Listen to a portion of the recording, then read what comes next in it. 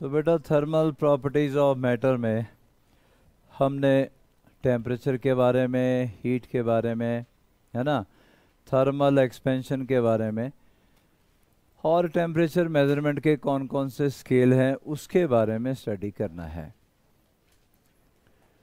तो thermal properties में सबसे पहले हम करने लगे हैं बेटा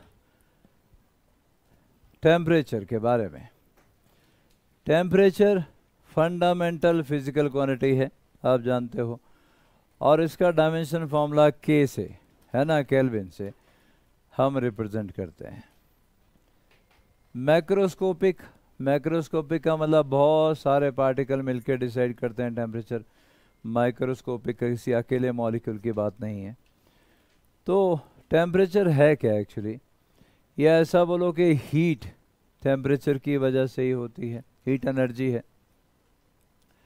तो लेवल ऑफ हीट, जैसे आप किसी बकेट में मानो के पानी डाल रहे हो तो पानी का लेवल बढ़ता चला जाता है, उस लेवल को हम ग्रेविटेशनल पोटेंशियल भी बोलते हैं, लेवल ऑफ लिक्विड भी बोलते हैं।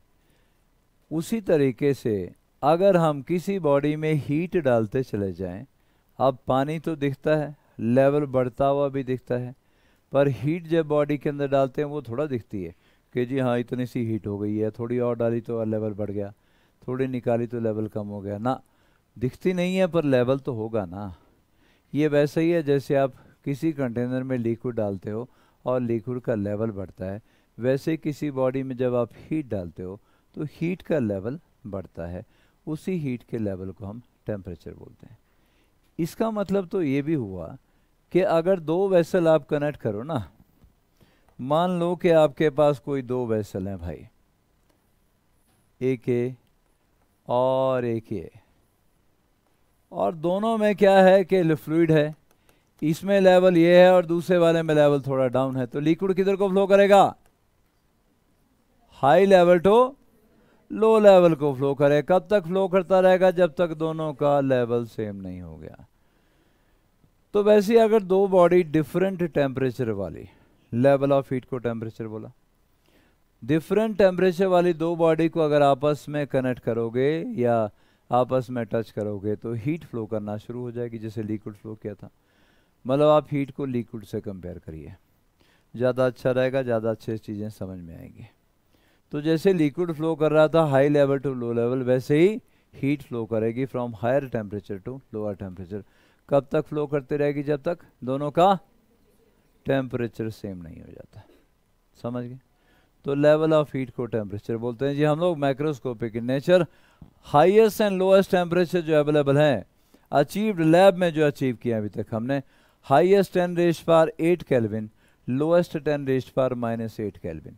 मतलब 0 केल्विन बोलने की अभी भी हमारी हिम्मत नहीं है, though we are very close to 0.0000 ऐसे ना, ऐसे बेटा 8 0 रहेंगे ना, 0 के बहुत क्लोज हैं, फिर भी 0 नहीं बोल रहे हैं। 10⁻−8 kelvin. Temperature of sun, outer part का बेटा 6000 केल्विन, टेम्परेचर के आउटर पार्ट का जो टेम्परेचर है, और कोर का temperature 10⁻7 kelvin.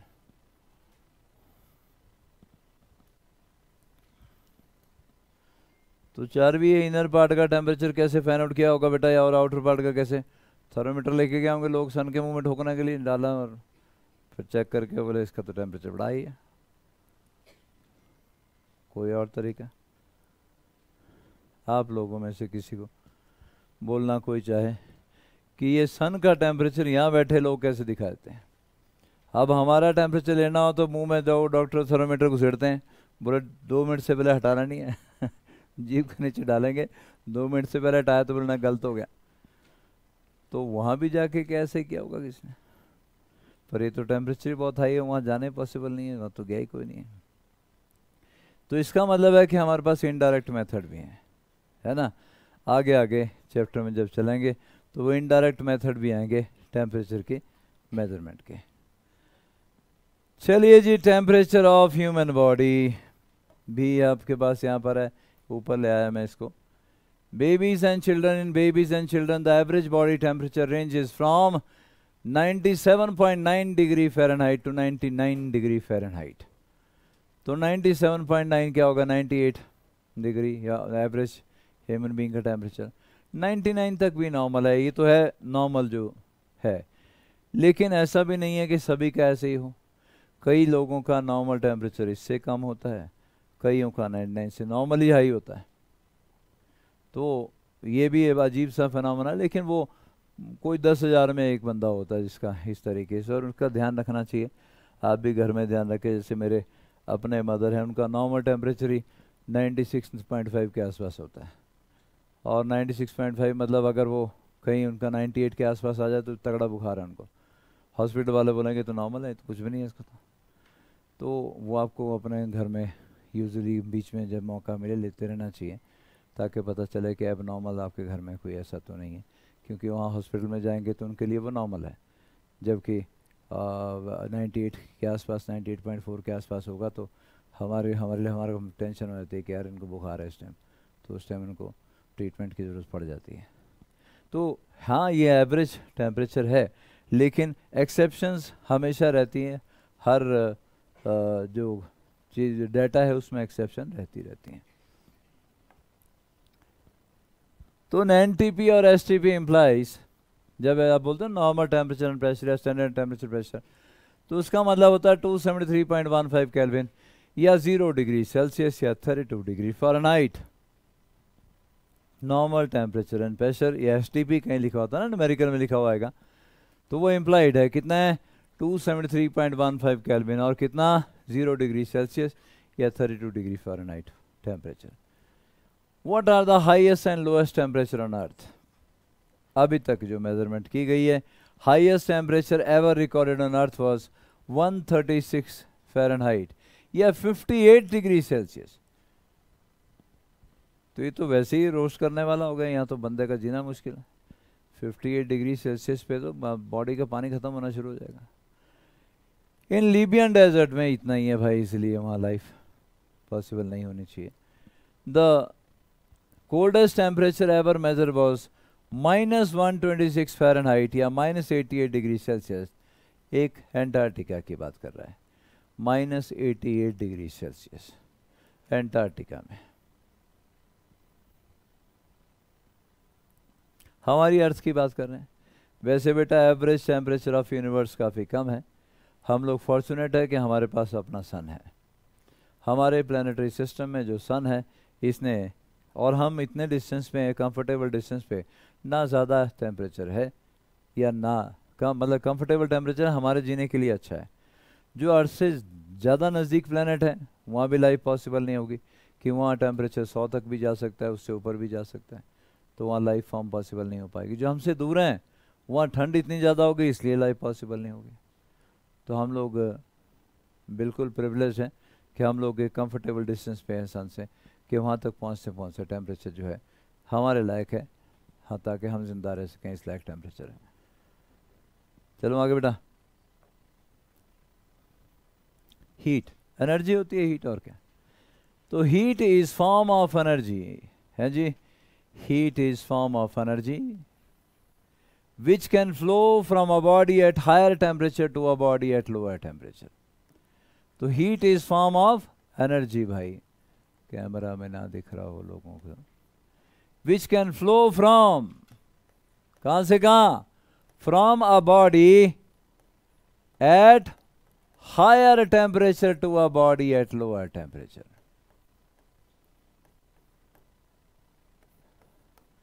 to a body at lower temperature बेटा।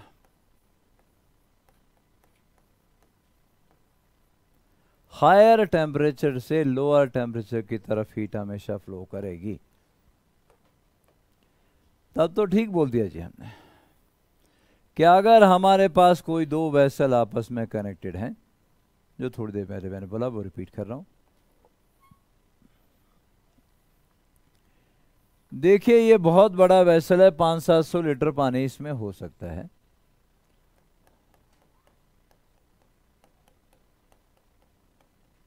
मान लो 500 लीटर ऑफ पानी इसके अंदर है।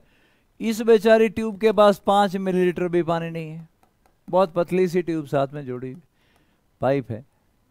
50 ml है, चलो 50 ml पानी है, वो 500 लीटर है या 50 ml है, पर पानी जब कनेक्ट होंगे तो किधर को फ्लो करेगा?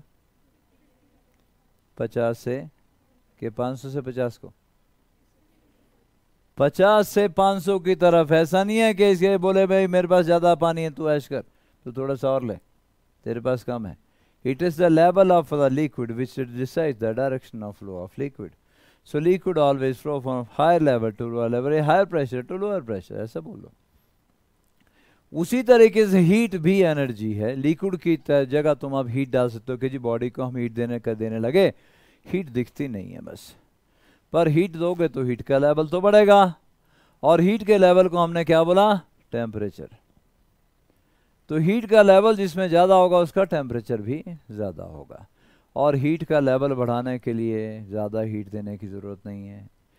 पानी का लेवल बढ़ाने के लिए ज़्यादा पानी डालने की ज़रूरत नहीं होती है, वो तो कैपेसिटी के ऊपर डिपेंड करेगा लेवल तो। अब इसकी 100 ml की सारी ट्यूब की कैपेसिटी थी, 50 ml डाला तो भरने के आसपास आ गई है, ठीक है ना बेटा। मान लो कि 100 ml की कैपेसिटी थी, 50 ml पे आधे पहुंच गई। उसकी कैपेसिटी 1000 लीटर की थी, इसमें 500 लीटर पे भी नहीं भर रहा है, वो लेवल फिर डाउन है, ज़्यादा लिक्विड लेके। वैसे ही हीट का भी है, जब आप हीट देने लगते हो, बॉडी की हीट कैपेसिटी क्या है, करते हैं ना स्पेसिफिक हीट, तो बॉडी की स्पेसिफिक हीट क्या है, वो कैपेसिटी की तरह ही है जैसे यहाँ था। मतलब कंपेयर करोगे चीज़ों को ना, कनेक्ट करने की कोशिश करो, क्योंकि आप कर चुके हो, सारे फिजिक्स डॉपर वाले कर चुके होते हैं, तो आप कनेक्शन का टाइम होता है जब आप प्लस टू के बाद चीज़ें करते हो, आपस में जोड़ने का। प्लस वन नहीं जोड़ पाते हम लोग, क्योंकि एक चैप्टर कर रहे हैं अगला किया नहीं हुआ है, तो जोड़ना कैसे, उसी को ठोके जाओ बस। लेकिन अब आप चीज़ों को कनेक्ट करने की कोशिश करिए। हम थर्मोडायनेमिक्स में है और फ्लूइड मैकेनिक्स कर चुके हैं, इलेक्ट्रिसिटी कर चुके हैं, वहाँ से भी कनेक्शन जोड़ सकते हैं। तो जब हम लिक्विड किसी बॉडी में, हीट किसी बॉडी में डालने लगे, तो उसका लेवल बढ़ेगा। उस लेवल को क्या बोला, टेम्परेचर। थोड़ी सी हीट से भी टेम्परेचर ज़्यादा हो सकता है। मतलब मैंने जैसे मेटल है कोई, मामूली सी थोड़ी सी हीट दूंगा, 100 डिग्री सेल्सियस टेम्परेचर पहुंच गया।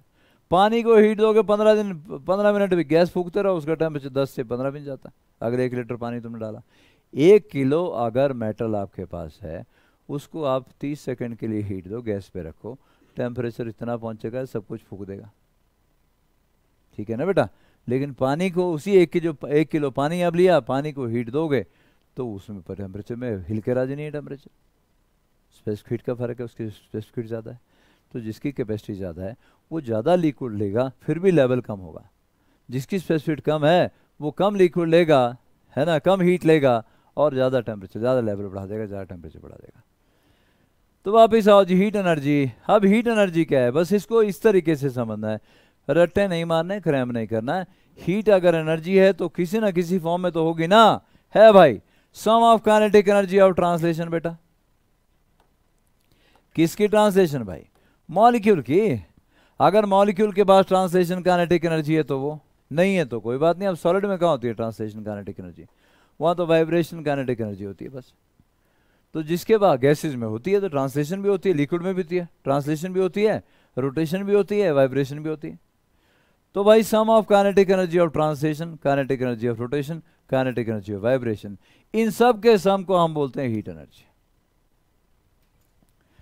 तो हीट किसी को एनर्जी अगर देनी है तो जरूरी नहीं है कि गैस ही फूक लेनी है। टेम्परेचर किसी का बढ़ाना जरूरी नहीं है तुमने अपने गैस ही फूक लेनी करके।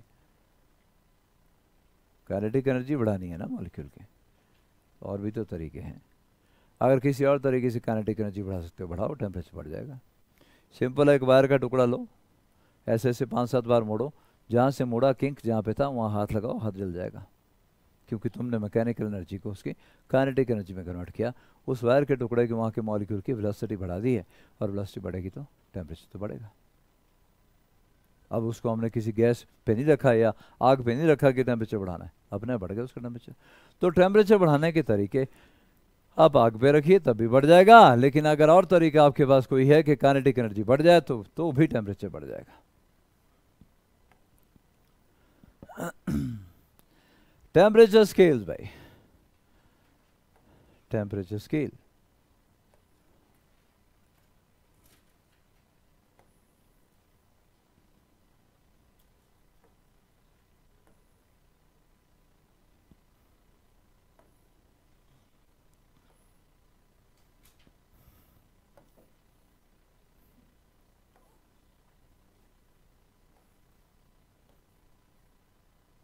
लो भाई टेम्परेचर स्केल है हमारे पास, Celsius scale, Reaumur scale, Fahrenheit scale and Kelvin scale, 4 scale. ये देखो सेल्सियस की शक्ल देख लो, ऐसे भी इंसान हुआ करते थे पहले, सुंदर सुंदर लोग। र्यूमर आ गया, फ़ारेनहाइट देख लो, केल्विन स्केल, केल्विन। तो देखिए इन चारों लोगों ने क्या कोई एक्स्ट्रा एफर्ट की स्केल बनाने के लिए? इन चारों लोगों ने लोअर फिक्स पॉइंट लिया, फ्रीजिंग पॉइंट ऑफ वाटर, सब ने फ्रीजिंग पॉइंट ऑफ वाटर क्या लिया? Lower fix point. अपर फिक्स पॉइंट वो तो लेने पड़ना है, कुछ तो लेना पड़ेगा ना, क्या यहाँ से स्टार्ट करूँगा भाई मैं स्केल, तो कहीं से तो स्टार्ट होगा आपका स्केल। तो सभी ने पानी, क्योंकि पानी वाइडली अवेलेबल है, उसका यूज़ भी सब लोग करते हैं, समझ भी सबकी आता है कि पानी है। कुछ और बोलें तो वो हो सकता है कि एक की समझ में आए दूसरे की ना आए। तो पानी का फ्रीजिंग पॉइंट लिया लोअर फिक्स पॉइंट, और बॉइलिंग पॉइंट लिया अपर फिक्स पॉइंट। अब उसको क्या बोलना है वो तो मर्जी है, मेरी अपनी मर्जी है, र्यूमर की अपनी मर्जी थी, फ़ारेनहाइट की अपनी मर्जी। अब देखो क्या किया, सेल्सियस ने लोअर फिक्स पॉइंट को मतलब फ्रीजिंग पॉइंट ऑफ वाटर को क्या बोला? अब तेरी तो 0 डिग्री सेल्सियस भाई, क्या बोला बेटा? 0 degree Celsius lower fix point. अपर फिक्स पॉइंट बॉइलिंग पॉइंट को क्या बोला? 100 डिग्री सेल्सियस। कितने डिवीजन बनाई? बड़े बढ़िया तरीके 100 डिवीजन बना दी, ऐसे ऐसे करके ना, ऐसे ऐसे करके 100 डिवीजन बन गए उसके स्केल पे, थर्मोमीटर में। उसी को र्यूमर ने क्या बोला? बोले मैं हम थोड़ा अलग करेंगे। 0 डिग्री र्यूमर क्या? लोअर फिक्स पॉइंट कौन? Freezing point of water. और बॉइलिंग पॉइंट ऑफ वाटर क्या बेटा? अपर फिक्स पॉइंट 80 डिग्री र्यूमर। ये वो लोग हैं जिन्होंने साइंस का चेहरा बदला, फिजिक्स का चेहरा बदला और आगे बढ़ाने में कोशिश की। बहुत बड़ी कंट्रीब्यूशन है इन लोगों की, क्योंकि आहिस्ता आहिस्ता सब कुछ अचानक से नहीं डेवलप हो गया, इन लोगों ने बहुत कुछ कंट्रीब्यूट किया। उसके बाद अगले वाली जनरेशन के लिए थोड़ा आसान हो गया कि हाँ ये हमारे पास रास्ता बन चुका है, इसको आगे बढ़ाना है।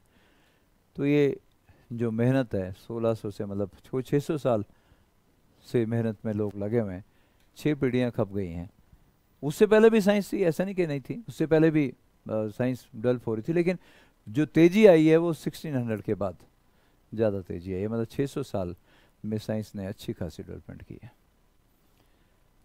तो lower fix point 0 degree Reaumur और upper fix point 80 degree Reaumur. Division कितनी आ गई बेटा? 80 आ गई। फ़ारेनहाइट ने क्या बोला? बोले ना, लोअर फिक्स पॉइंट तो 32 डिग्री फ़ारेनहाइट होता था क्या? Freezing point of water. तो मतलब वो कुछ अलग नहीं है, बागले ने थोड़ा अलग करना था, 32 degree freezing point of water. और upper fix point boiling point of water बोले 212। बोले रीडिंग कितनी? 180। कुछ अलग है क्या किसी में? नहीं, बस नंबर ऑफ स्केल अलग है, बोलने का अलग है। तो केल्विन ने क्या किया? Lower fix point 273.15 kelvin, 0 degree Celsius. लेकिन हाँ सबके बेस अलग थे। केल्विन का बेस ये था कि 0 केल्विन वो टेम्परेचर है where all molecular motion ceases. क्योंकि काइनेटिक एनर्जी अगर आपने केमिस्ट्री में पढ़ लिया तो अच्छा, नहीं तो हम थर्मोडायनामिक्स में एंटर कर रहे हैं अब। काइनेटिक एनर्जी ऑफ मॉलिक्यूल क्या थी? 3/2 kT। यही थे ना, एक मॉलिक्यूल की काइनेटिक एनर्जी 3/2 kT। जब T 0 हो जाएगा तो kinetic energy 0। So 0 Kelvin is that temperature where all molecular motion ceases. लेकिन लोअर फिक्स पॉइंट क्या लिया गया? क्या? Freezing point of water. Upper fix point boiling point of water. Reading कितनी आ गई? फिर 100 आ गई। तो इसका मतलब तो ये हुआ कि इतने सालों के बाद अब एक नया स्केल तुम भी बना सकते हो भाई, अपने नाम पे भी बना सकते हो, क्योंकि तुम्हें भी यही करना है, lower fix point freezing point of water. और वो तुम्हारी मर्जी है, जैसे इन लोगों की मर्जी थी। अब संतरा बोल रहा जी लोअर फिक्स पॉइंट जो है क्या लेना है हमने? -50 डिग्री सेल्सियस लेना है। खुश हो गया मैंने, देखो बोले मेरे नाम पे भी इसी कैटेगरी में खड़ा हो गया। बोला आज मैं अभी 4 के बाद 5वां नंबर संतरे का। तो -50 डिग्री संतरा ये आ गया फ्रीजिंग पॉइंट ऑफ वाटर। और अपर फिक्स पॉइंट क्या बोलता है बेटा? कुछ भी, मतलब तेरे को सब एक्सेप्ट हो गया, नाम संतरा लगना चाहिए आगे बस। अपर फिक्स पॉइंट ये 150 बोले 204, कोई क्या फर्क पड़ता है उसका, नंबर ऑफ डिवीजन ही बढ़ेंगी ना।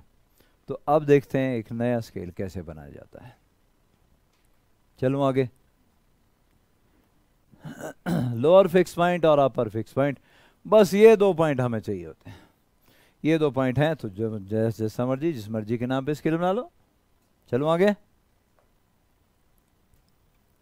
Relation between different temperature scales. Celsius scale भाई विजिबल होगा या पता नहीं, कैमरे पे नहीं होगा। ये पहला सेल्सियस, दूसरा बेटा र्यूमर स्केल, तीसरा फ़ारेनहाइट स्केल, चौथा केल्विन स्केल, और ये 5वां आ गया संतरा स्केल।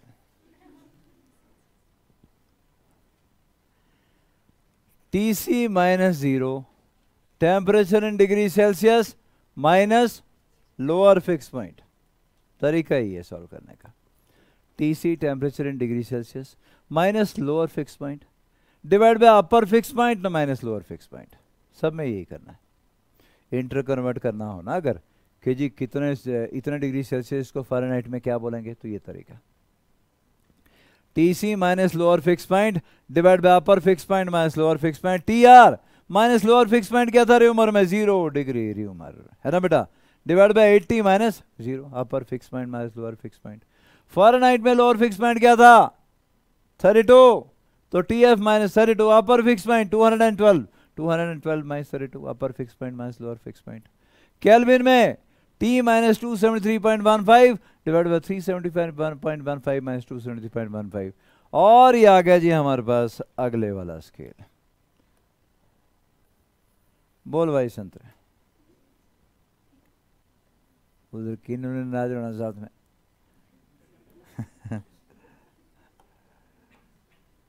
बोलो ये आ गया टेम्परेचर इन संतरा स्केल माइनस क्या बेटा 0 पसंद है अगले को, बोलो क्या ये लोग कहाँ को जाना, पेपर में भी 0 चाहिए, बोलो इधर भी 0 चाहिए। ले भाई 0 अपर फिक्स पॉइंट है जी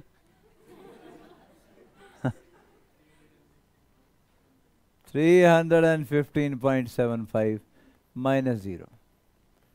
ये तुम्हारा अलग से एक नया स्केल बन गया। अगर थोड़ी देर के लिए इसको छोड़ दिया जाए, थोड़ी देर के लिए इसको अगर छोड़ दें तो इनका आपस में रिलेशन देखें 1 2 3 4 का, तो क्या आ गया TC by 100 equal TR by 80 equal TF minus 32 divide by 180 equal T minus 273.15 divide by 100।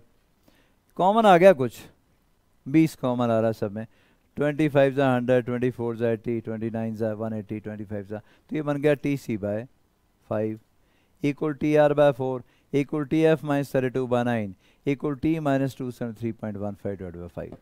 मतलब कोई आपसे पूछे कि डिग्री सेल्सियस में या फ़ारेनहाइट में 98 डिग्री टेम्परेचर किसी को है, फ़ारेनहाइट में 98 फ़ारेनहाइट टेम्परेचर किसी को है TF, तो उसको डिग्री सेल्सियस में क्या बोलेंगे, divide by 9 equal TC by 5 बेटा, TC बाय 5 निकाल लो कितना बोलेंगे।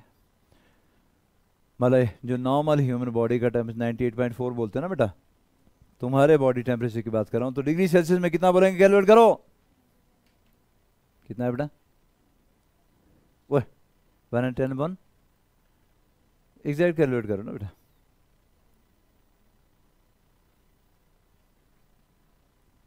थर्टी 6.6 अप्रॉक्सीमेटली 37 डिग्री सेल्सियस 98.4, तो 37 डिग्री सेल्सियस तुम्हारा बॉडी टेम्परेचर अप्रॉक्सीमेटली होता है, जो 98.4 बोलते हैं। ठीक है, ये तो आगे इंटर कन्वर्शन इनकी। एक चीज और बेटा, अगर -40 डालू ना कॉमन, डिग्री सेल्सियस और फ़ारेनहाइट में कोई कॉमन टेम्परेचर है क्या, TC को भी T डालो TF को भी T डालो, देखो कितना आ रहा है। What is common temperature in Celsius and Fahrenheit scale, common है तो दोनों में सेम होगा, TF को भी T डालो, TC को भी T डालो, इक्वेट करो, कितना आया?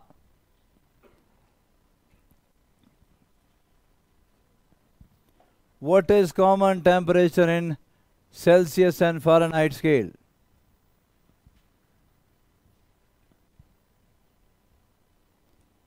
जो जितना सेल्सियस स्केल में उतना ही फ़ारेनहाइट में आता है।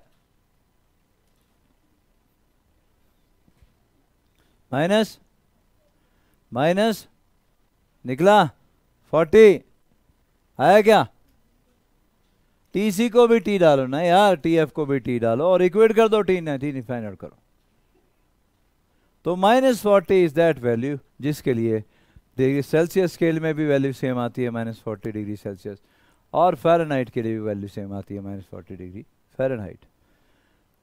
अब आ गया जी ये ऊपर संतरे का स्केल। अगर कोई बोलता है कि जी आज टेम्परेचर जो है ना, यही है ना, TC/100 equal to TS divide by 315.75, थोड़ा कॉम्प्लेक्स होने की कोशिश कर रहा है संतरा। तो देखो भाई, अगर कोई बोले कि जी आज टेम्परेचर TC 20 डिग्री सेल्सियस है मान लो, तो TS कितना आएगा इसके स्केल पे? कितना आएगा? 20 डिवाइड बाय 100 इंटू 315.75, कितना? 31575 डिवाइड बाय 5, कितना भाई?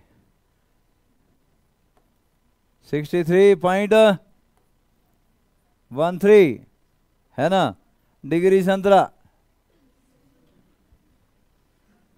अब बंदे का स्केल तैयार है, और देखो कैसे फूल के आसपास बोले जैसे इसी कैटेगरी में आ गया बंदा आसपास, मतलब फुल फुल मोशन में है। बोले देखो मेरी शक्ल देखो, नए स्केल वाले की शक्ल देखो। तो अगर ये ले जाके, अभी स्केल तो कोई बना सकता है, तुम भी बना सकते हो, मैं भी बना सकता हूँ, तो मैंने क्यों नहीं बनाया आज तक? क्योंकि आप आगे संतरा माल रोड पे खड़ा हो जाके, फिर बोले जी भाई साहब सुनो जरा। बोले क्या? बोले अभी टेम्परेचर पता कितना है? बोले कितना? बोले 63.13 संतरा डिग्री संतरा। कान के चपेट मारना, हट संतरा को टेम्परेचर होता है।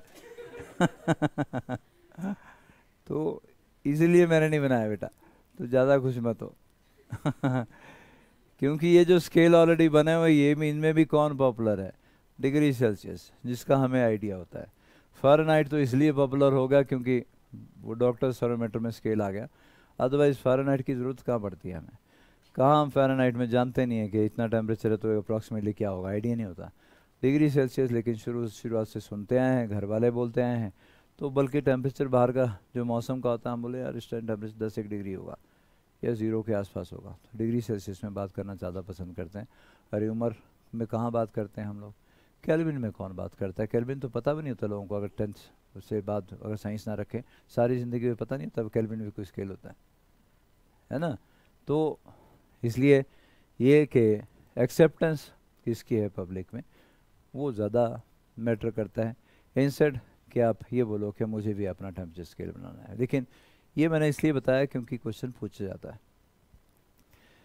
और क्वेश्चन ऐसे ही पूछा जाता है कि जी डिग्री सेल्सियस में टेम्परेचर 50 डिग्री सेल्सियस है, तो एक नए स्केल में जिसमें लोअर फिक्स पॉइंट इतना हो और अपर फिक्स पॉइंट इतना हो, इस टेम्परेचर को क्या बोलेंगे? एग्जैक्टली ऐसे क्वेश्चन पूछा जाता है, कई बार पूछा गया, तो इसलिए याद रखें। आपको सिर्फ ये करना है कि आपका स्केल जो भी नया बनाना है, minus lower fix point divide by upper fix point minus lower fix point. तो मैं जनरलाइज यहाँ फॉर्मूला लिख देता हूँ। ये आ गया new temperature scale, TN minus lower fix point divide by upper fix point minus lower fix point. ये general formula जी, इसको इक्वेट कर दो किसी से भी और आप अपना नया टेम्परेचर स्केल तैयार कर लोगे।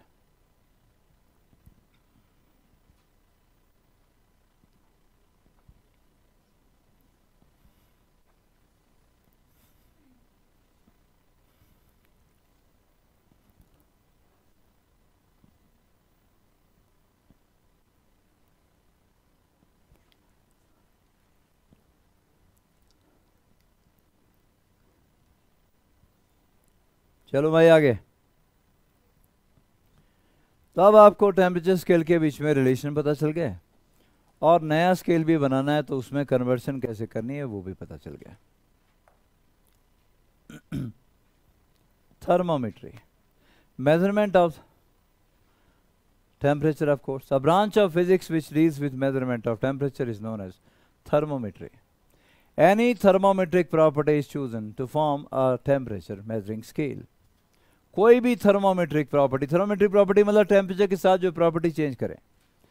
टेम्परेचर के साथ कौन चेंज करता है? लेंथ चेंज कर जाती है, वॉल्यूम चेंज कर जाता है, प्रेशर भी चेंज करता है, रेजिस्टेंस तक चेंज करती है। किसी वायर की अगर रेजिस्टेंस आर है, टेम्परेचर बदलेगा तो रेजिस्टेंस चेंज करेगी। तो कोई भी प्रॉपर्टी जो टेम्परेचर के साथ चेंज होती हो उसको टेम्परेचर मेजरमेंट के लिए यूज किया जा सकता है, जैसे length, area, volume, resistance, pressure etcetera. और फॉर्मूला क्या है? फॉर्मूला ये रहा जी, T degree Celsius equal to XT minus X not divide by X100 minus X not. X के क्या है? Thermometric property. एक्स की जगह लेंथ हो सकता है LT minus L not divide by L100 minus L not. LT क्या है? लेंथ है T degree Celsius, unknown temperature. L not क्या है? लेंथ है 0 डिग्री सेल्सियस।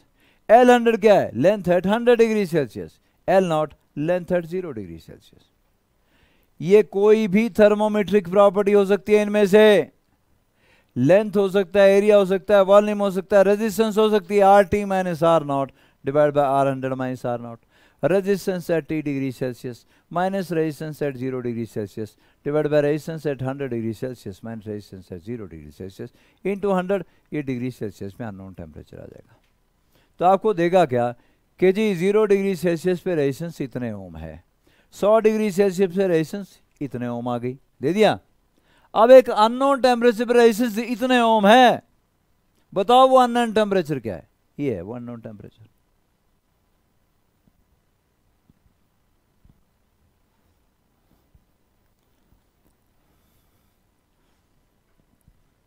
एक कॉमन जनरल फॉर्मूला आ गया आपके पास। इसमें आप रेजिस्टेंस डाल सकते हो, इसमें प्रेशर भी डाल सकते हो, PT minus P not divide bye P100 minus P not. बोलेगा भाई 0 डिग्री सेल्सियस पे प्रेशर इतने एटमोस्फेयर है, 0 डिग्री पे इतना एटमोस्फेयर है, और एक अननोन टेम्परेचर पे इतना एटमोस्फेयर है। बताओ वो अननोन टेम्परेचर क्या था? वैल्यू डाल दो इसमें, डिग्री सेल्सियस में आपका आंसर आ जाएगा।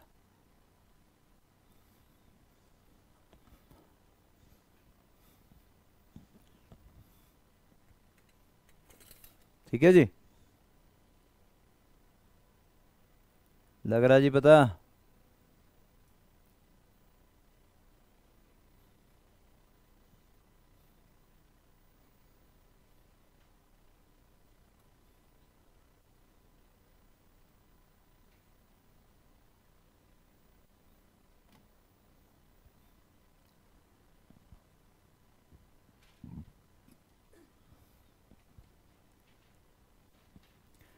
तो अब ऐसा नहीं ढूंढना कि लेंथ दिया होगा या वॉल्यूम होगा या कुछ और, जो मर्जी हो, कॉमन फॉर्मूला तुम्हें एक्स की फॉर्म में लिख दिया गया है।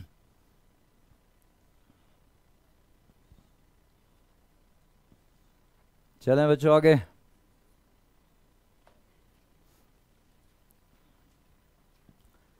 ये वही है, अलग से कुछ नहीं है, वही है। XT minus X not x minus, या प्रेशर आ गया PT माइनस पी नॉट, तो अलग से लिखने की जरूरत नहीं है इसको, वही चीज़ है। वो कहीं से चिपका दिया यहाँ पे मैंने भी। चीज़ वही है, RT माइनस आर नॉट, अलग अलग लिखे हुए, मतलब वहाँ जनरलाइज फॉर्म में था, अब वहाँ मैंने बता दिया आपको। एक्स की जगह रेजिस्टेंस आ सकती है, लेंथ आ सकती है, यहाँ रेजिस्टेंस आई हुई है, प्रेशर आया है, यहाँ लेंथ आई है ना, तो ये आ सकते हैं। एक हमारे पास और होता है टोटल रेडिएशन पायरोमीटर। इंजीनियरिंग में जाओगे तो वहाँ आपको ये यूज़ करवाया जाएगा। मुझे जो ठीक से याद है शायद ऐसा था कि हमने 48 आवर्स के लिए या 72 आवर्स के लिए एक बॉडी को हीट किया, और वो बॉडी इंसुलेटेड चैम्बर में थी, मैकेनिकल इंजीनियरिंग की लैब थी, तो उसको हीट किया गया शायद 72 आवर्स के लिए, और वो रेड हॉट थी, मतलब उससे अगर रेडिएशन निकलती तो हार्मफुल थी वो, लेकिन क्योंकि चैम्बर इंसुलेटेड था तो अंदर से हीट बाहर नहीं निकल रही थी लैब में, हमसे ये कहा गया कि आप इसका टेम्परेचर बताओ कितना है, और हमें क्या दे दिया गया है, एक छोटा सा डिवाइस जिसमें बटन दबाना था मुझे, और एक वायर ऐसे निकल रही है ऐसे ट्रायंगल शेप में ऐसे। वायर में करंट फ्लो करेगा ऑफ कोर्स, बटन दबाऊंगा तो सेल होगा अंदर, और क्या होगा, बटन दबाऊंगा तो उसमें करंट फ्लो करेगा और वो वायर हीट अप हो जाएगी।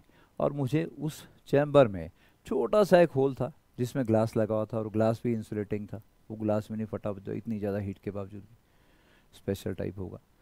तो मुझे बॉडी का अंदर सिर्फ कलर दिख रहा था जो कि ऑलमोस्ट रेड हॉट थी। 72 घंटे करने के बाद रेड हॉट तो होगी गर्म करने के बाद। तो उस ग्लास के बाहर मैंने जाके वो इंस्ट्रूमेंट जिसको रेडिएशन पायरोमीटर बोलते हैं वो लेके गया, बटन मैंने ऑन किया, ट्रायंगुलर शेप में वायर थी एक, वो गर्म होने लगी। और थोड़ी देर गर्म होते होते मैंने सामने रखा हुआ था, वो सामने है सपोज, है ना, कौन, जो हीटेड बॉडी है, और ये ट्रायंगुलर शेप भी उसके सामने है। थोड़ी देर में देखता हूँ कि टिप गायब हो गई, ऊपर वाली टिप गायब, ट्रायंगल पूरी दिख रही थी पहले, बटन ऑन रखा, थोड़ी देर में क्या हुआ, वो टिप गायब हो गई। क्यों गायब हो गई? जब उस बॉडी का कलर इस पर से मैच कर गया, टिप गायब हो गई। अब मुझे टिप नहीं दिख रही है, ऐसे थी ना वो ट्रायंगल शेप। जैसे ही वो टिप गायब हुई, मैंने सिर्फ क्या किया, उसमें देखा, वो टेम्परेचर बता रहा था, जो स्केल आगे था डिजिटल था, वो टेम्परेचर बता रहा था इस बॉडी का टेम्परेचर इतने 1000 डिग्री सेल्सियस है। ये तो आसान है। तो हमारे पास इनडायरेक्ट मेथड भी है, मतलब अगर टेम्परेचर फाइंड आउट करना है तो ज़रूरी नहीं है कि हॉट बॉडी 72 घंटे गर्म की फिर उसके मुंह में थर्मोमीटर ठूंसते फिरो, बता भाई तेरा टेम्परेचर कितना है, खुद भी फूके गए उसकी वजह से फिर। तो हमारे पास इनडायरेक्ट तरीके भी, रेडिएशन पैरामीटर उसका एग्जांपल है इनडायरेक्ट मेथड का। It is used to measure very high temperature. When a body is at high temperature it glows brightly and the radiation emitted per second and the radiation emitted per second from unit area of the surface of the body is proportional to the fourth power of the absolute temperature. E equal to sigma T raised to power 4. Stephen's law. Energy emitted per second per unit area is directly proportional to fourth power of its temperature. If this radiation is measured by some device, the temperature of the body is calculated. This is the principle of total radiation parameter. The main advantage of this thermometer is that in this experiment the body is not kept in contact with it. Hence there is no definite higher limit of its temperature range. It can measure temperature from 800 degrees Celsius to 3000 degrees Celsius to 4000 degrees Celsius. However, it cannot be used to measure temperature below 800 degrees Celsius से नीचे नहीं use करते बिल्कुल, क्योंकि because at low temperature the emission of radiation is so poor that it cannot be measured directly.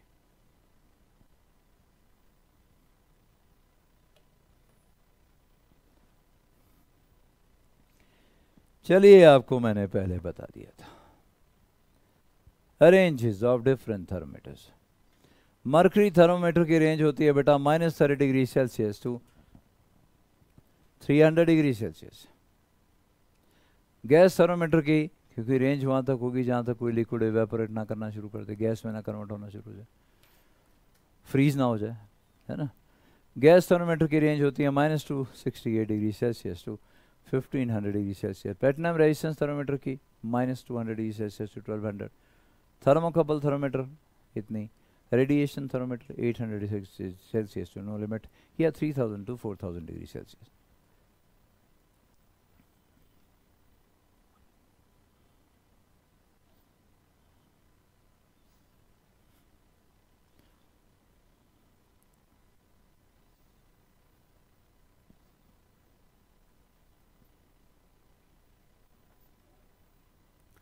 तो मेहनत की है भाई लोगों ने, ये भी कौन सा आसान काम था यार, इसको कहाँ तक यूज़ कर पाएंगे, इस वर्टिकल थर्मोमीटर जो बनाया किस रेंज तक यूज़ कर सकते हैं। तो आहिस्ता आहिस्ता नॉलेज बढ़ी है, टाइम लगा। चलो आगे।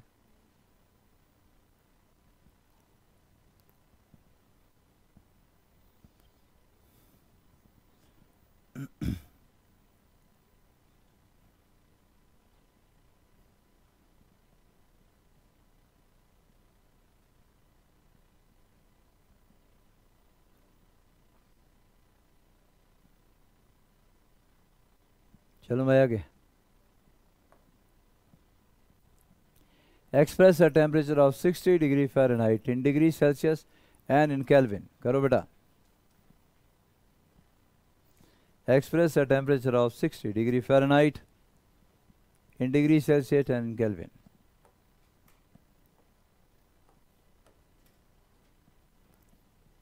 क्या करोगे? TC माइनस 0/100 या 5 है ना, इक्वल टू TF माइनस 32/, क्या बेटा 9 1, अगर काट दें तो 100 और 180 काट दें तो ये आ जाएगा, तुमने भी ठीक बोला। तो भाई TC आपके पास आ गया 5/9, TF minus 32, 60 minus 32 which is 28, 5 into 28 divide by 9 कितना बना? 140/9 डिग्री सेल्सियस। और इसी तरीके से आप केल्विन में भी कन्वर्ट कर सकते हो। केल्विन में क्या करोगे? T माइनस 273.15 अपॉन 5 है ना बेटा, इक्वल टू TF माइनस 32/9, यही था जी, केल्विन में आ जाएगा।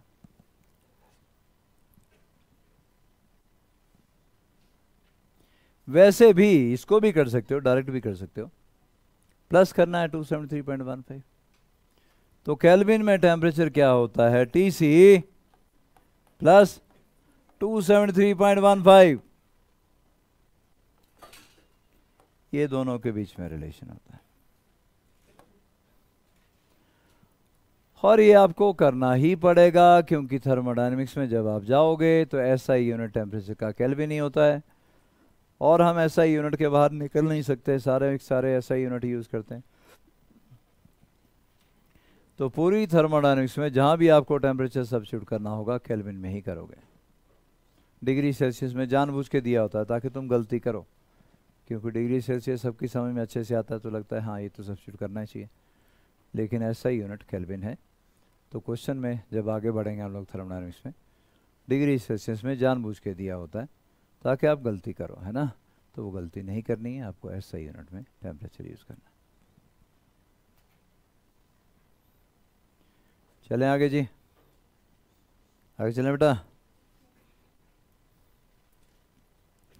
The temperature of an iron piece is heated from 30 degrees Celsius to 90 degrees Celsius.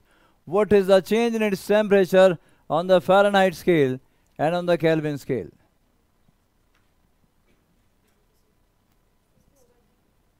किस में सेम होगा बेटा? केल्विन में सेम होता है, याद रखें, क्योंकि केल्विन में रीडिंग कितनी थी? 100, और डिग्री सेल्सियस में रीडिंग कितनी थी? 100, तो चेंज सेम आएगा। अगर बोलोगे temperature change bye 3 degree Celsius तो आप 3 केल्विन भी बोल सकते हो, केल्विन से डिग्री नहीं लगाते हैं, 3 केल्विन सिर्फ। तो चेंज जो डिग्री सेल्सियस में होता है वही केल्विन में होता है, क्योंकि 100 रीडिंग दोनों में थी, लेकिन बाकियों में कैलकुलेट करना पड़ेगा। 30 डिग्री सेल्सियस के करस्पॉन्डिंग टेम्परेचर फ़ारेनहाइट में फाइंड आउट करोगे, फिर 90 के करस्पॉन्डिंग फाइंड आउट करोगे, तब चेंज आएगा। 108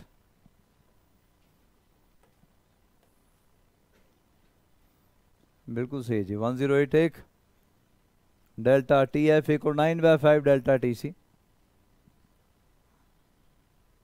सीधा यूज कर सकते हो बेटा।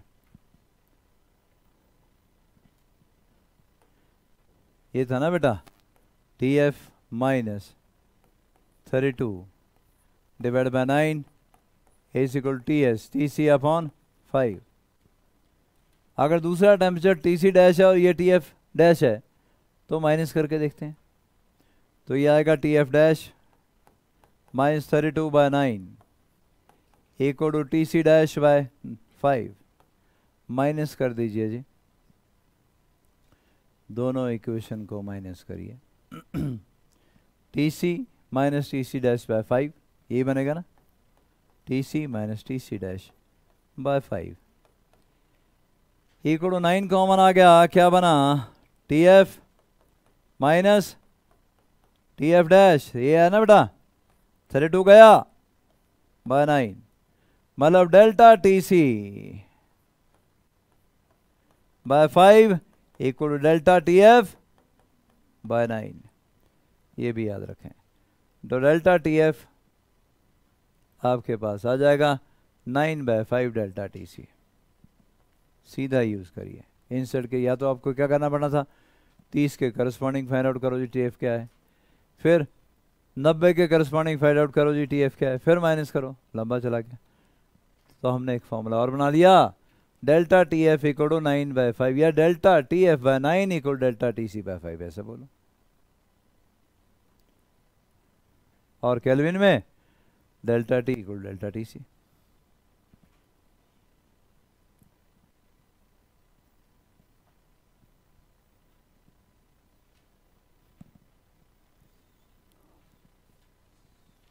हो गया जी बच्चों। चलो भाई, टेम्परेचर स्केल के बारे में तो आज हमने सीख ही लिया और ज़्यादा कुछ नहीं। तो ट्रिपल पॉइंट ऑफ वाटर अगले लेक्चर में से।